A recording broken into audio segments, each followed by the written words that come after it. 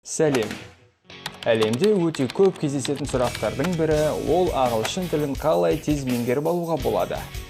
Соған қарағанда сен де бұл сұрақты бірнеше рет қойған боларсың. Мен айтайын, жауабы оңай, тіпті оңай. Ендеше рет-ретімен бастайын. Қазіргі заманда ғаламтордың арқасында ағылшын тілін өз бетіңше әрі тегін меңгеріп алуға болады. Иә, өз бетіңше және тегін. Сондықтан курстарға жүгірмеңіз, ақшаңызды шашуға асықпаңыз. Әсіресе тілді бір апта ішінде үйретемін дейтіндерден абай болыңыз. Ал енді үйде өз бетіңше оған қоса тегін ағылшын тілін үйренудің бірнеше кеңесін тыңдаймыз. Ендеше кеттік. Бірінші кеңес. Өзіңізді қинамаңыз. Керісінше, ағылшын тілін рахаттанып үйреніңіз. Көп адамдардың ең басты қателігі осы. Тілді тез меңгеріп алғысы келеді. Бір күнде мыңдаған сөздер жаттап, ағылшын ән тыңдап, не болмаса кино көреді. Осы тілде бірнеше рет кітап оқиды. Бәрін бір күнде жасайды. Алайда нәтиже жоқ. Сосын еш нәрсе үйренбегеніңіз үшін қапаланасыз, ренжисіз. Сіз өмірі сөйлеп, тыңдап, естімеген тілді бірден меңгеру оңайға соқпас анық.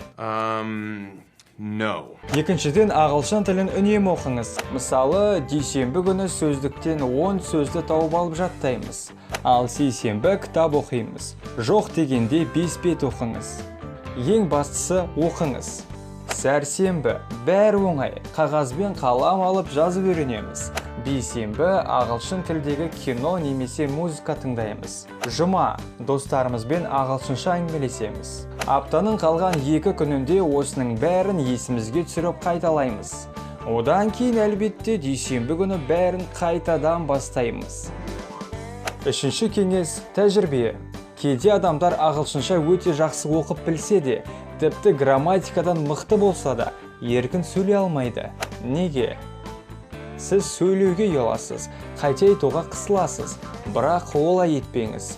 Көшеден ағылшынды көрсеңіз, сөйлеуге асығыңыз. Олар күлмейді. Керісінше сөйлеуге қуана келісім береді. Не болмаса, түрлі әлеуметтік желіні пайдаланып, ағылшын тілді достар табыңыз. Сіз көп нәрсені үйренетініңіз анық. Төртіншіден, сізге қызықты сфераны тауып алыңыз. Сіз өзі неге бейімсіз? Сізді не нәрсе қызықтырады? Нені білгіңіз келеді? Міне осының бәрін ағылшынша іздеңіз. Айтарлық сізге кино қараған ұнайды, ал сіз ағылшын тілінде аудио тыңдап жүрсіз. Не кітап оқып жүрсіз? Бұл жақсылыққа апармайды. Егер сіз кино көргенді ұнатсаңыз, онда ағылшын тілдегі фильмдер қараңыз. Сол фильмдер жайында ағылшын сайттардан мәліметтер оқыңыз. Сонда жалықпайсыз да, ішіңізде пыспайды. Бесінші кеңес – қателіктерді түзеу. Өзіңіздің ағылшынша сөйлегеніңізді диктофонға жазыңыз. Қай жерден қате жібердіңіз? Бірнеше рет тыңдап, қателіктеріңізді түзеңіз.